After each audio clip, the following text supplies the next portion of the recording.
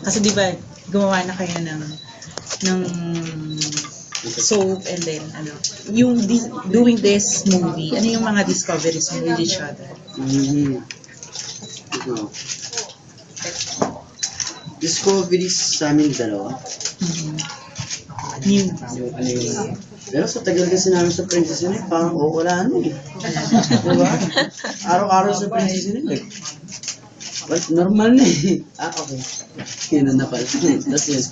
Pero hindi kasi simula pa lang ng Princess na feeling ko nagtatansyaan na kami ni Katrina. Kaya hanggang ngayon, nakuha na namin yung parehong nagkasanayan. Ikaw ba? Yun. Ganun din ba? Seaman, sir.